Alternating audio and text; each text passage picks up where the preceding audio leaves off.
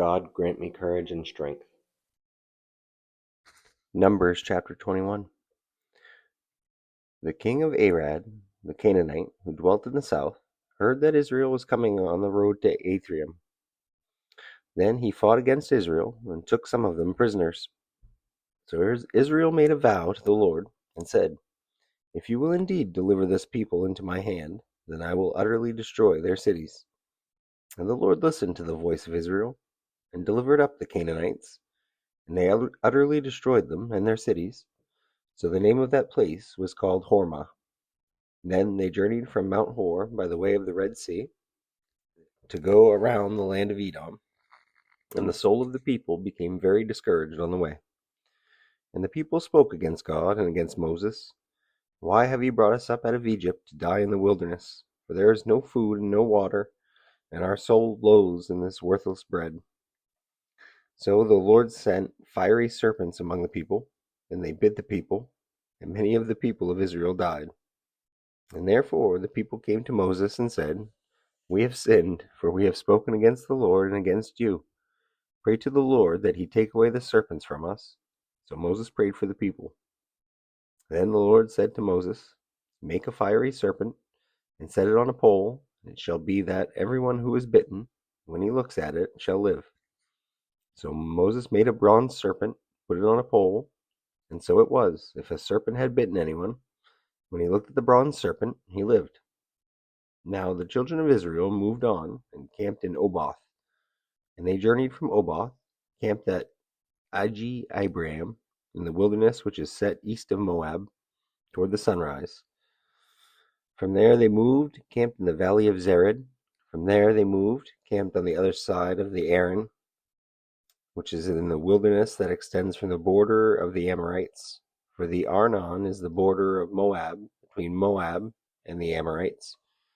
And therefore it is said in the book of the wars of the Lord, "Wahib in Supah, the brooks of the Arnon, and the slope of the brooks that reaches to the dwelling of Ar, and lies on the border of Moab."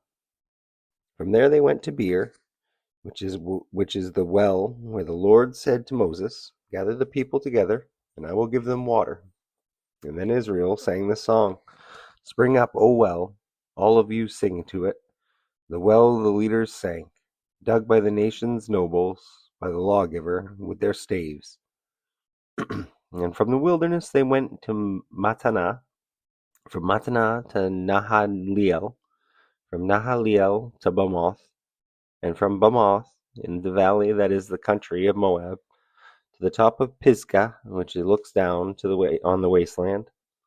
And then Israel sent messengers to Sihon, the king of the Amorites, saying, "Let me pass through your land. We will not turn aside into fields or vineyards. We will not drink water from wells. We will go by the king's highway till we have passed through your territory." But Sihon would not allow Israel to pass through his territory. So Sihon gathered all his people together, went out against Israel in the wilderness, and he came to Jahaz and fought against Israel. And then Israel defeated him with the edge of the sword, and took possession of his land from the Arnon to the Jabbok, as far as the people of Ammon. And for the border of the people of Ammon was fortified. So Israel took all these cities, and Israel dwelt in all these cities of the Amorites, in Heshbon, and in all its villages. For Heshbon was the city of Sihon, king of the Amorites, who had fought against the former king of Moab, and had taken all his land from his hand as far as Arnon. And therefore those who speak in Proverbs say, "Come to Heshbon, let it be built, let the city of Sihon be repaired. For fire went out from Heshbon, a flame from the city of Sihon. It consumed Ar of Moab, the lords of the heights of the Arnon.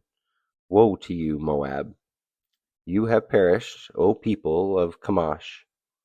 He has given his sons as fugitives, and his daughters into captivity, to Sihon, king of the Amorites. But we have shot at them. Heshbon has perished as far as Dibon, and then he laid waste as far as Nopop, which reaches to Medeba. And thus Israel dwelt in the land of the Amorites. And then Moses sent to spy out Jazer. And then they took its villages and drove out the Amorites who were there. And they turned, went up by the way to Bashan. So Og, king of Bashan, went out against them, he and all his people, to battle at Edrei. And then the Lord said to Moses, "Do not fear him, for I have delivered him into your hand, with all his people and his land. And you shall do to him as you did to Sihon, king of the Amorites, who dwelt at Heshbon." And so they defeated him, his sons, all his people, until there was no survivor left him, and took possession of his land. Thank you for watching. Please remember to like, follow, and subscribe so you can follow me on this journey. Have a blessed day. Amen.